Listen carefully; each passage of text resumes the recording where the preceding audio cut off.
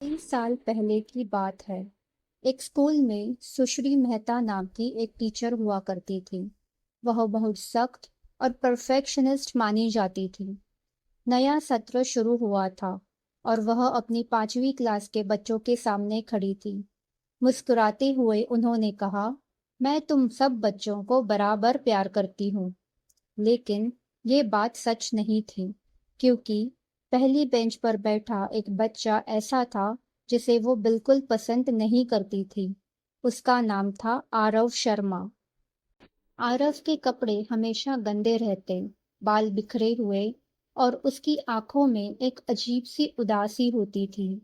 वह दूसरों से बात नहीं करता था और क्लास में अक्सर खोया रहता था।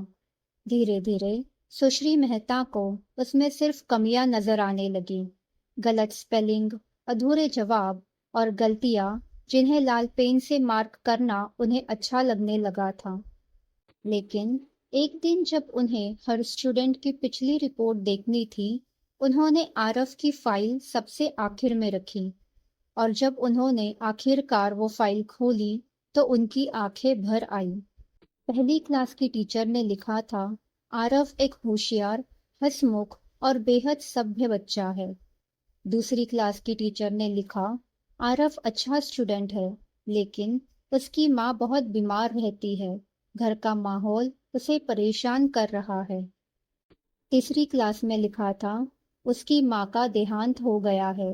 अब वो बहुत उदास और अकेला रहता है। और चौथी क्लास की टीचर ने लिखा, आरव अब पूरी तरह बदल गया है। उसे किसी चीज में दिलचस्पी नहीं रही। ये सब पढ़कर सुश्री मेहता की आंखों में आंसू आ गए। उन्हें एहसास हुआ कि वो एक बच्चे को जज कर रही थी, जबकि वो अंदर से टूट चुका था। क्रिसमस का समय आया। बच्चों ने उन्हें सुंदर रिबन और कलरफुल पैकिंग में गिफ्ट दिए, पर आरव का गिफ्ट एक पुराने भूरे पेपर में लिपटा था। उसके अंदर एक ब्रेसलेट और आधी भरी परफ्यूम की बोतल थी। क्लास के बच्चे हंसने लगे, पर सुश्री मेहता ने तुरंत बोला, यह तो बहुत खूबसूरत है, और उन्होंने वही परफ्यूम अपनी कलाई पर लगा लिया। क्लास खत्म होने के बाद आरव धीरे से उनके पास आया और बोला, मैम, आज आप बिल्कुल मेरी माँ।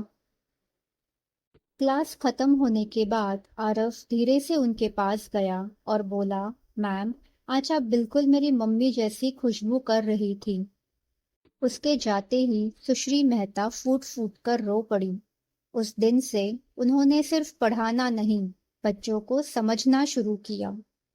उन्होंने आरव पर खास ध्यान दिया, उसे मोटिवेट किया, प्यार दिया।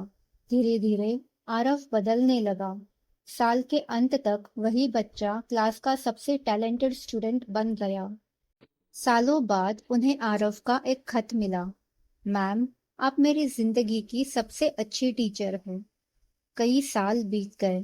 आरव ने बताया कि वह कॉलेज में टॉपर बना, फिर डॉक्टर बना, और एक दिन उसने लिखा, मैम, मैं शादी कर रहा हूँ।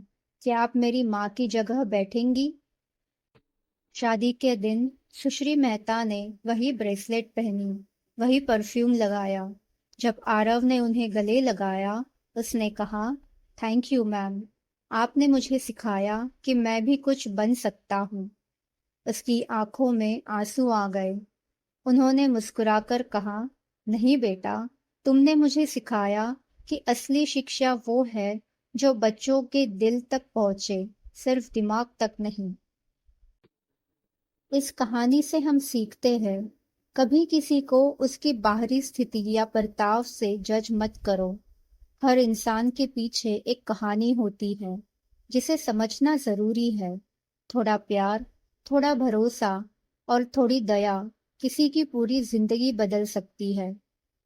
अगर आपको ये कहानी दिल को छू गई हो तो लाइक करें, कमेंट में बताएं कि कहानी आपको कैसे लगी, और सब्सक्राइब करें हमारे channel a voice of light Hindi को, जहां हम हर हफ्ते ऐसी ही दिल छू लेने वाली कहानियां लेकर आते हैं, क्योंकि एक कहानी आपकी सोच बदल सकती है।